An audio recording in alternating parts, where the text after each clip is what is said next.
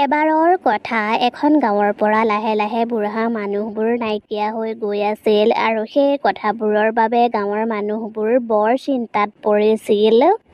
এদিন গাঁৱৰ মানুহবোৰে বহুত ভয় খালে। সেইদিনা পথাৰৰ মাজত আধা খোৱা মানুহ এজনৰ শৰীৰ এটা পালে। সেইবোৰ দেখি গাঁৱৰ মানুহবোৰ বৰ আচৰিত হ'ল। পৱন, তই কথাটো গম পাইছনে? সেইদিনা যে বুঢ়া মানুহজন নাইকিয়া হৈছিল, সেই বুঢ়া মানুহজনৰ আধা খোৱা শৰীৰটো বোলে পথাৰৰ মাজত পৰি আছে। মইতো মোৰ ককা আইতাক বাহিৰলৈ ওলাবলৈয়ে মানা কৰিছো। হয় দে, মই শুনাটো বাদেই দে, মই নিজ চকুৰে দেখি আহিছো। সেই মানুহজনৰ অৱস্থা বেয়া কৰি দিলেও। আৰু বুঢ়া মানুহবোৰ যে নাইকিয়া হৈ আছে, সেই মানুহবোৰ বা ক'ত আছে? আৰু মইতো মোৰ আইতাক ঘৰৰ পৰা ওলাবলৈয়ে মানা কৰি দিছো। এদিন মিণ্টুৰ ককাওক কিবা কামত বাহিৰলৈ যাবলৈ ওলাইছিল। মিণ্টু, মোৰ বেংকত কাম এটা আছে, তই বাৰু মোক থৈ আহিবগৈ পাৰিবি নেকি?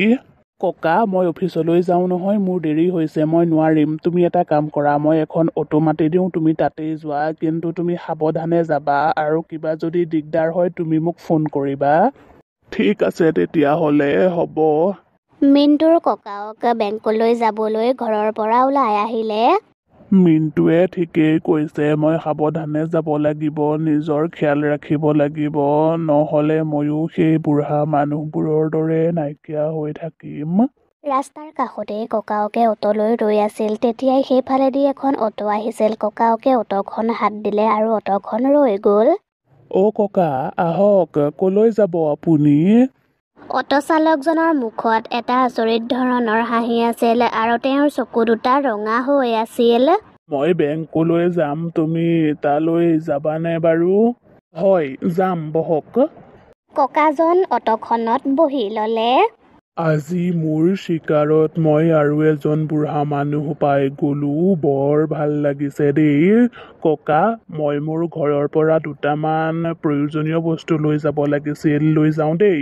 কিন্তু তোমাৰ ঘৰটো ক'ত? মোৰ আকৌ দেৰি হ'ব নেকি?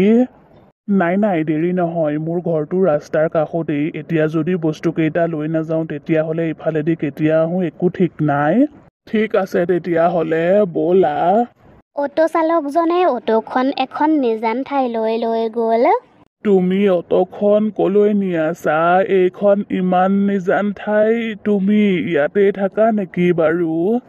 হয়, মই ইয়াতেই থাকোঁ, সেইবাবে মই তোকো ইয়ালৈ লৈ আহিছোঁ, কাৰণ ইয়াত তোৰ চিঞৰ বাখৰ কোনেও নুশুনে। ঐ, তই মোক কলৈ নিছ? মোক এৰি দে, ঘৰৰ মানুহে চাগে মোৰ কাৰণে চিন্তা কৰি আছে, তেওঁলোকে মোক বহুত মৰম কৰে। এতিয়া তই কলৈকো যাব নোৱাৰ। অটো চালকজনে অটোখন এটা ভঙা চিঙা ঘৰৰ সন্মুখত ৰখালে আৰু সেই বুঢ়া মানুহজনক জোৰ জবৰদস্তি কৰি ঘৰটোৰ ভিতৰলৈ লৈ যাবলৈ ধৰিলে। বচোৱা মোক, বচোৱা, কোনোবা আছা যদি মোক বচোৱা। ঐ, তই মোক এৰি দে মোক। ককাজনে বহুত চিঞৰ বাখৰ কৰিলে, কিন্তু সেই নিজান ঠাইখনত তেওঁক বচাব পৰা কোনোৱেই নাছিল। তাৰ পাছত অটো চালকজনে ককাজনকো সেই ঘৰটোৰ ভিতৰলৈ লৈ গ'ল। ঐ বুঢ়া, তই এতিয়াৰে পৰা ইয়াতেই থাকিবি। তেতিয়াই ককাজনে তাত গাঁৱৰ বাকীবোৰ বুঢ়া মানুহক দেখিলে। সেয়া দেখি তেওঁৰ হাত ভৰি কঁপি গ'ল। ঐ দুষ্ট, তই এনেকৈ গাঁৱৰ বুঢ়া মানুহবিলাকক আনি কিয় বন্দী কৰি থৈছহি? তই জাননে তেওঁলোকৰ ঘৰৰ মানুহে কিমান চিন্তা কৰি আছে? তাৰ মানে তইয়েই আমাৰ গাঁৱৰ বুঢ়া মানুহবিলাকক আনি ইয়াত বন্দী কৰি থ'হি? তেতিয়াই ৰাতি হ'ল আৰু ৰাতি হোৱাৰ লগে লগেই সেই অটো চালকজন ভূত হৈ গ'ল। অৱশেষত মোৰ সময় আহি গ'ল। তই ঠিকেই কৈছ, ময়েই গাঁৱৰ বুঢ়া মানুহবোৰক আনি ইয়াত বন্দী কৰি থৈছো। মই এতিয়া তোকো ইয়ালৈ লৈ আহিলো। মই তহঁতক ইয়ালৈ কিয় আনিছো তহঁতে জান? কাৰণ মই এতিয়া তহঁতক খাই পেলাম। সিফালে মিণ্টু অফিচৰ পৰা ৰাতি ঘৰলৈ আহিছিল। ককা, অ' ককা, ক'ত আছা? এইফালে আহাচোন। আৰু বেংকৰ মানুহে কি ক'লেনো? মিণ্টুৰ মাত শুনি মাকে তালৈ পানী এগিলাচ আনিলে। মিণ্টু, আহিলি তই? ল, পানী গিলাচ খাই ল। আজি তোৰ অফিচৰ পৰা আহোঁতে ইমান দেৰি হ'ল যে? মা, ককা ক'ত আছে? ইমান দেৰি মোৰ ওচৰলৈ অহা নাই যে? মাকে ককাওক ঘৰলৈ নাই অহা বুলি ক'লে। সিফালে আধা ৰাতি গোটেইবোৰ ভূত সেই ভঙা চিঙা ঘৰটোলৈ আহিল। আহিলি মোৰ বন্ধুসকল? আহিলো, কয় এতিয়া সোনকালে, আজি কাৰ পাল? যাৰেই পাল নাথাকক কিয়, আমাৰতো মতলব হৈছে পাৰ্টি কৰাটোহে।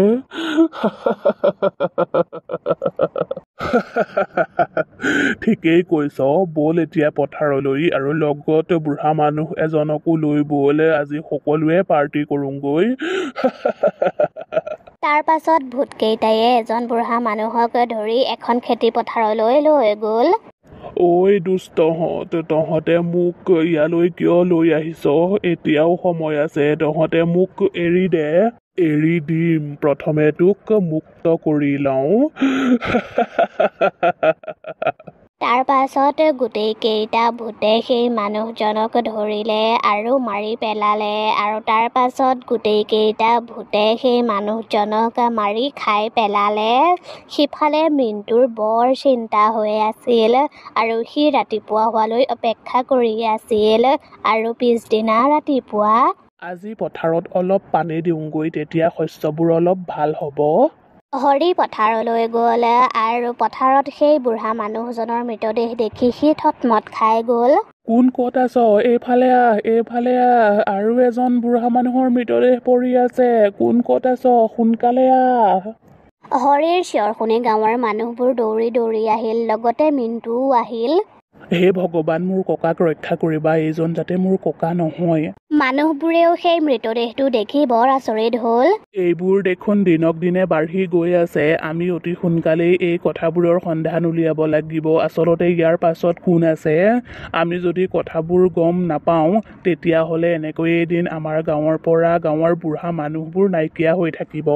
মিণ্টুৰ শান্তি লগা নাছিল, সেইবাবে সি গাঁৱৰ মানুহবোৰৰ লগত লগ লাগি এটা বুদ্ধি উলিয়ালে, আৰু পিছদিনা সেই বুঢ়া মানুহৰ ৰূপ লৈ সেই বেংকৰ ৰাস্তাটোত গৈ আছিল।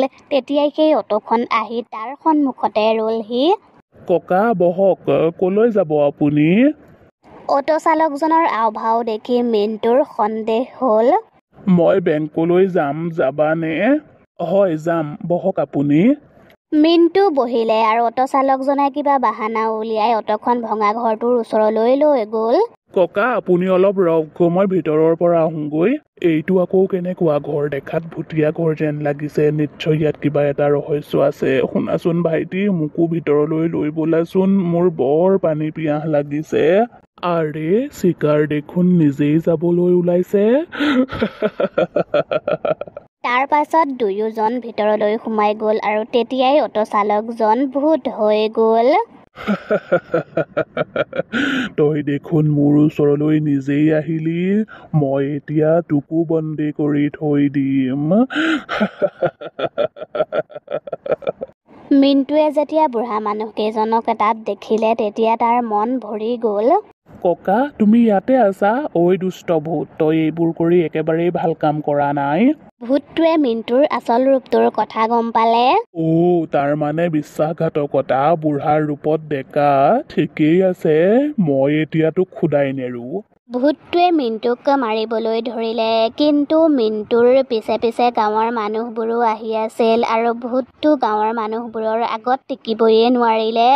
মানুহবোৰে ভূতটোক বন্দী বনাই সেই খেতি পথাৰখনলৈ লৈ গ'ল। এতিয়া তয়ো ইয়াতেই মৰিবি। ইয়াক আমি সকলোৱে মিলি গাঁতটোত সুমুৱাই গাঁতটোত জুই লগাই দিওঁ। গাঁৱৰ মানুহবোৰে তেনেকুৱায়ে কৰিলে, আৰু কিছু সময়ৰ পাছতেই ভূতটো জ্বলি ভস্ম হৈ গ'ল, আৰু তেতিয়াই সকলোৱে মিলি সেই গাঁতটো পুতি পেলালে।